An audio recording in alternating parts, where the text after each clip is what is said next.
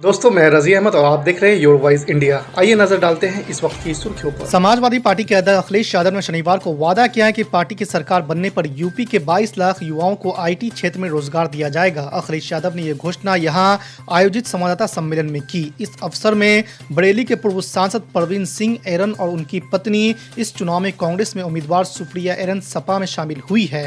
आपको बता दें कि अखिलेश यादव ने बरेली की पूर्व महापौर सुप्रिया को बरेली कैंट से सपा का प्रत्याशी घोषित किया है। इसके अलावा संडीला से पूर्व विधायक महावीर सिंह की पत्नी रीता सिंह भी पार्टी में शामिल हुई है। उत्तर प्रदेश विधानसभा चुनाव के लिए बहुजन समाज पार्टी प्रमुख मायावती ने शनिवार को दूसरे चरण के सभी सीटों पर अपने उम्मीदवारों का ऐलान किया है। साथ ही बीएसपी चीफ मायावती ने चुनाव के लिए नारा दिया है, हर पोलिंग बूथ को जिताना है, बीएसपी को सत्ता में लाना है का नारा देकर अपने कार्यकर्ताओं में जोश भरने की कोशिश भी की है। उन्होंने कहा है कि मुझे उम्मीद है कि पार्टी कार्यकर्ता कड़ी मेहनत करेंगे और 2007 की तरह बीएसपी सरकार बनाएंगी। बीजेपी के वोट काटेगी लोजपा। चिराग पासवान बोले, हम यूपी में 100 सीटों पर उतारेंगे उम्मीदवार। जी आपको बता दें कि लोक जनशक्ति पार्टी यूपी के चुनाव में किस्मत आजमाएगी। चुनाव में पार्टी 100 सीटों पर चुनाव लड़ेगी। ये बातें पार्टी के राष्ट्रीय अध्यक्ष और जमुई से सांसद चिराग पासवान ने हाजीपुर में कही है। यति नरसिंहानंद की बढ़ेगी मुश्किलें। अटॉर्नी जनरल ने अवमानना का मुकदमा चलाने की दी अनुमति। जी आपको बता दें कि अटॉर्नी जनरल के वेणुगोपाल ने यति नरसिंहानंद के खिलाफ अवमानना का मुकदमा चलाने की अनुमति दे दी है। आपको बता दें कि साची नेल्ली नाम की याचिकाकर्ता ने बताया था कि नरसिंहानंद ने सुप्रीम कोर्ट की छवि बिगाड़ने वाला बयान दिया था। एजी ने कहा है कि मैंने पाया कि यति नरसिंहानंद की ओर से दिया गया बयान आम नागरिकों की नज़र में शीर्ष अदालत के प्राधिकार को कम करने का सीधा प्रयास है। यह निश्चित तौर पर भारत के सर्वोच्च न्यायालय की अवमानना है। मैं उच्चतम न्यायालय की आपराधिक अवमानना के लिए मुकदमा शुरू करने की अनुमति देता हूं। शुक्रवार को भारतीय किसान यूनियन के प्रवक्ता राकेश टिकैत ने फिर कहा है कि सरकार को केंद्र मंत्री अजय मिश्रा टेनी को हटाना ही पड़ेगा, चाहे अभी हटा ले या फिर चुनाव के बाद। राकेश टिकैत ने कहा है कि मंत्री के 10 दिन पहले दिए गए बयान की वजह से तिकोनिया कांड हुआ है। मंत्री को 29B के तहत जेल भेज देना चाहिए। प्रगतिशील समाजवादी पार्टी के प्रमुख शिवपाल यादव सपा के सिंबल साइकिल से ही चुनाव लड़ेंगे। उनका टिकट शुक्रवार को फाइनल हो गया है। समाजवादी पार्टी ने शिवपाल को उनकी परंपरागत सीट जसवंत नगर से मैदान में उतारा है। आपको बता दें कि शिवपाल यादव जसवंत नगर से अब तक 5 बार चुनाव जीत चुके हैं। ये सीट मुलायम परिवार का गर्व मानी जाती है। राजधानी दिल्ली में कोविड-19 मामलों में आ रही कमी को देखते हुए दिल्ली सरकार ने वीकेंड कर्फ्यू को खत्म करने के लिए उपराज्यपाल अनिल बैजल से सिफारिश की है।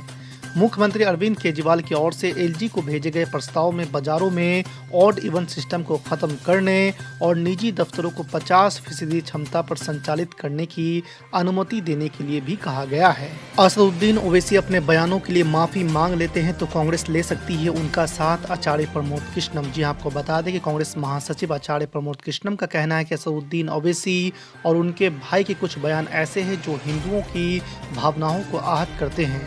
दरअसल आपको बता दें कि यूपी में कांग्रेस ने इत्तेहाद मिल्लत काउंसिल के अध्यक्ष मौलाना तौकीर रजा का समर्थन हासिल किया है।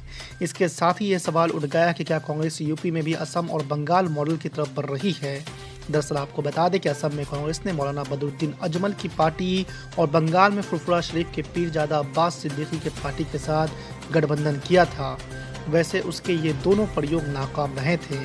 आपको बता दें कि तौकीर रजा के समर्थन पर यूपी कांग्रेस के ही कुछ मुस्लिम नेताओं के बयान सामने आ रहे हैं और कह रहे हैं कि असदुद्दीन ओवैसी में क्या बुराई है, उससे गठबंधन क्यों नहीं हो सकता, कम से कम उनके पास कुछ वोट तो है। उत्तर प्रदेश के मुख्यमंत्री योगी आदित्यनाथ ने कहा है कि प्रदेश के हर नगरीय निकाय में माफियाओं से मुक्त कराई गई जमीन पर गरीबों के मकान तैयार होंगे।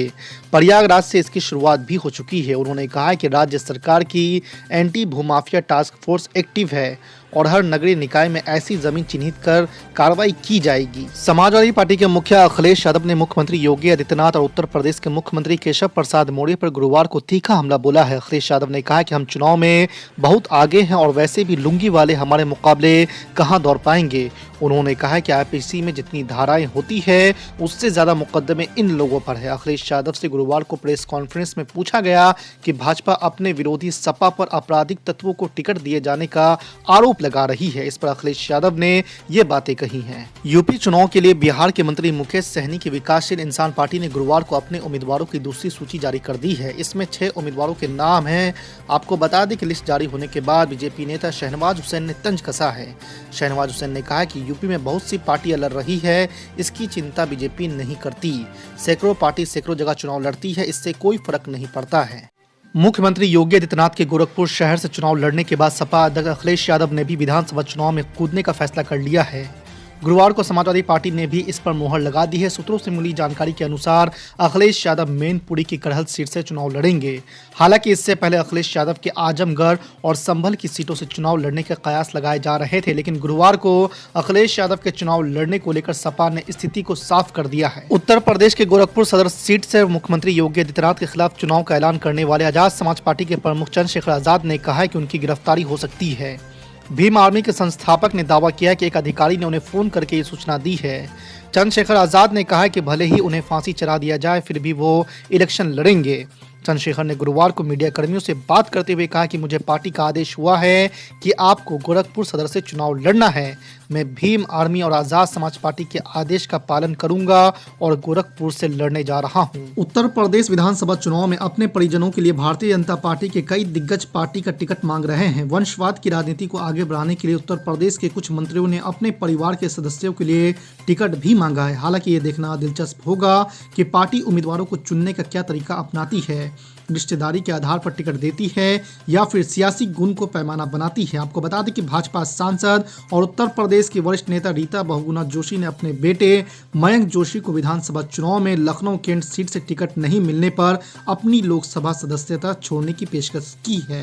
पंजाब में विधानसभा चुनाव जैसे जैसे करीब आ रहे हैं, सभी राजनीतिक दलों के बीच जुबानी जंग बढ़ती जा रही है। आपको बता दें कि आम आदमी पार्टी के राष्ट्रीय संयोजक और दिल्ली के मुख्यमंत्री अरविंद केजरीवाल ने राज्य के मुख्यमंत्री चरणजीत सिंह चन्नी पर हमला बोला है। आपको बता दें कि चरणजीत सिंह चन्नी के भतीजे के ठिकानों पर मनी लॉन्ड्रिंग के मामले में ईडी ने छापेमारी की है। ईडी की इसी कार्रवाई को लेकर अरविंद केजरीवाल ने मुख्यमंत्री चन्नी पर निशाना साधा और उन्हें बेईमान तक कह दिया है। ऑल इंडिया मजलिस इत्तेहादुल मुस्लिमीन के चीफ असदुद्दीन अवैसी की पार्टी से पूर्व सांसद और बाहुबली अतीक अहमद की पत्नी शाइस्ता परवीन प्रयागराज पश्चिमी से पार्टी की उम्मीदवार होंगी। शाइस्ता परवीन योगी के एक बड़े मंत्री को टक्कर देने के साथ ही समाजवादी पार्टी के वोट बैंक में भी सेंधमारी कर सकती है। आपको बता दें कि बाहुबली नेता और 5 बार विधायक रहे अतीक अहमद की पत्नी शाइस्ता परवीन AIMIM में पिछले दिनों लखनऊ में MIM के चीफ असदुद्दीन अवैसी की मौजूदगी में पार्टी में शामिल हुई थी। और अल्लाह के रसूल सल्लल्लाहु अलैहि वसल्लम ने हज़रत बिलाल से कहा कि आओ बिलाल मेरे सीने से लग जाओ। मेरे अजीज दोस्तों और बुजुर्गों, याद रखो ये जुल्म खत्म होगा, ये जुल्म खत्म होगा इंशाअल्लाह ताला। जो लोग आज मजलूमों पर जुल्म कर रहे हैं, तुम खत्म हो गए, तुम्हारा जुल्म खत्म होगा, तुम खत्म हो गए, तुम्हारा वजूद इस जमीन से अल्लाह मिटाएगा इंशाअल्लाह। तुम्हारा जुल्म हमारे हौसलों को, हमारे पैरों में डगमगाहट नहीं पैदा करेगा।